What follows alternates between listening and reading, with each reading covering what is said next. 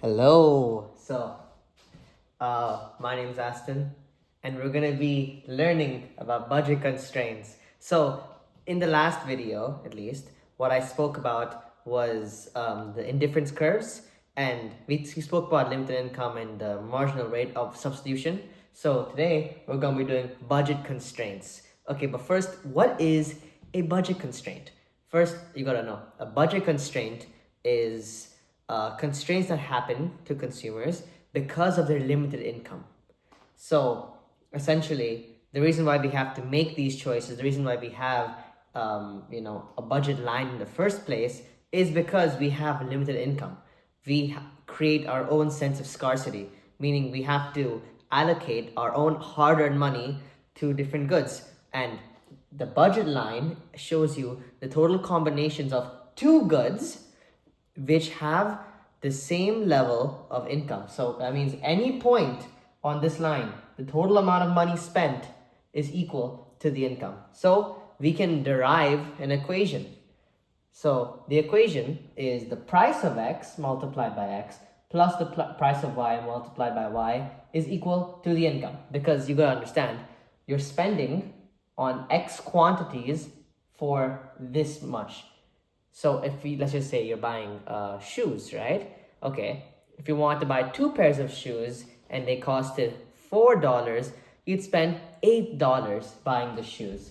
Okay, and then if you had to go and buy another, let's just say random item, bananas, and it costed $3 and you're paying 2 bananas, then that's of course $6 spent.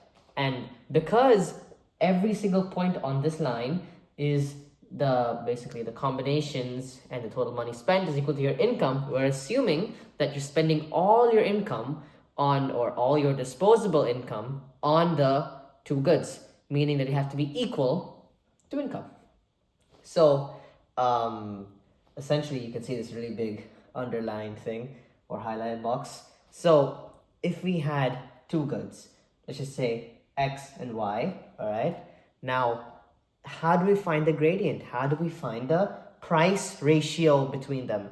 The price ratio is essentially, don't call it this, but it's a market exchange rate for the two items you have. For x and y, it's the market exchange rate you have. So if x costs 6 and y costs 2, and you're spending to get 6x, you have to get 0y, and to get 2y, you have to get 0x, then you're spending all your money on one good, all your money on the other good, right? So these are basically like the corner parts. So now, to get the gradient of that, or to get the slope of this, we have to derive it from the income equation we got.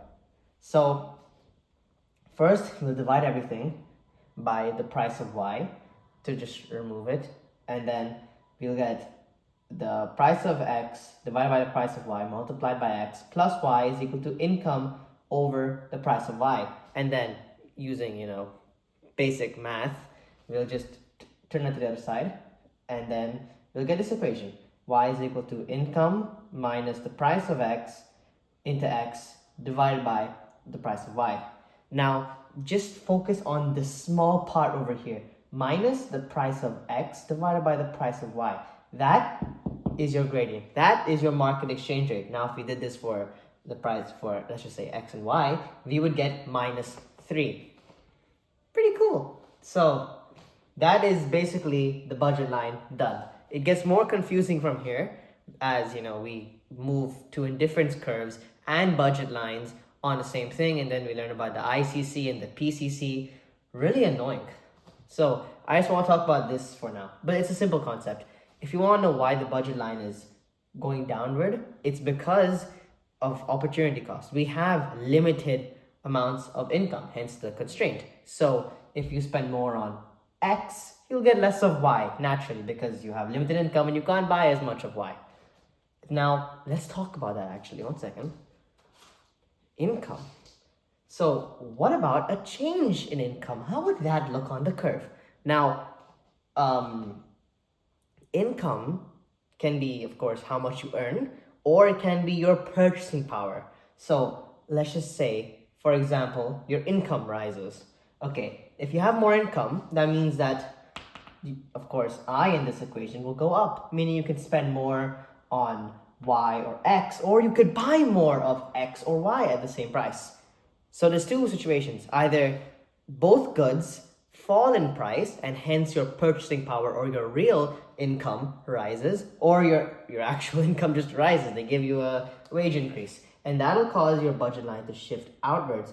Same gradient, of course, because your preferences are the same and you can buy the same amount both, and it'll go like this. Now, if, of course, the price of these two goods increase, or maybe your income falls, then of course, naturally it'll shift inward over here. I'm just drawing little arrow signs. So it can move. That's a shift in income. Now, we're comparing two goods, but what if the price of one good changes? Now, I'm going to take this example of X and Y. Now, assume that the price of X stays the same, right? But the price of Y fluctuates. Okay, so you're thinking, okay, actually, let me ask you a question. If the price of Y increased, do you think Y is going to go up or it's going to go down? Yeah, okay. So a common misconception that you might have said, I'm not saying you did, you might have said, is that Y will rise. Why would Y rise if the price of the good rises? That doesn't make sense. Or maybe it does make sense. Am I tricking you? Yeah, okay, anyways, for real, let's get back to the video. So, anyways, yes, it's correct. So, if the price of Y does increase, that means that it'll go here. It'll go to this point B, right here. What? It's going down? Why is it going down? Wait, hold on. The price of Y is increasing. Shouldn't it increase? You gotta understand, this curve, the budget line takes into account your income. It takes into account your real income, your real purchasing power. So of course, if the price of Y increases, your real purchasing power will fall. Meaning, instead of being able to buy A, or maybe buying, at this much quantities, you'll have to buy less quantities because you have limited income and you have to reallocate your spending because you literally cannot afford it at the same quantities. So you have to reduce it. And that's why it falls. And conversely, if the price of Y drops or decreases, it'll go up here to this point C. I know it looks really bad. So then we go up here. Yeah. So this is the point C. If it's C, it'll go up. Now, it should be the same thing for X. So if the price of X rises, oh, whoa, what's up? It goes inwards. B. Oh, what if the price of X falls? Oh, it goes outwards right here. Done. That is the change of price of one good. Now, there's actually a specific way to say this. So let's just say the price of Y goes up. It increases to C. Okay, that means that the curve is it's becoming, as you can see, steeper. The higher it goes, the more steeper it gets. So that means that the curve is rotating. What? Yeah, so, 1 second. Yeah, so that means it's rotating outwards from the horizontal intercept. That is crazy. Actually, it was so crazy I had to look at my book because I kind of forgot about it. So yeah, if it's going up and it's rotating in Y, that means that it's rotating outwards, and it's rotating outwards from, don't forget the from the horizontal intercept. Now, if it's of course falling and the gradient is flatter, that means it's flatter because obviously the lower you go, it starts flattening. That's why I'm saying flatter. Anyways, as you go from A to B, the gradient becomes flatter and the graph shifts inwards from the horizontal intercept. Okay, I hope that was clear. And now for X, in this case, as you can see, as X goes to C, because of course there's a fall, that means that the graph is rotating outwards from the vertical intercept, and if it goes to B, that means the gradient is steeper and it's rotating inwards from the vertical intercept. That's it. That's budget line done. In summary, the budget line is just how you allocate your limited income. And the changes in the budget line showcase what happens when real purchasing power or real income changes. Both these situations are a change in your income.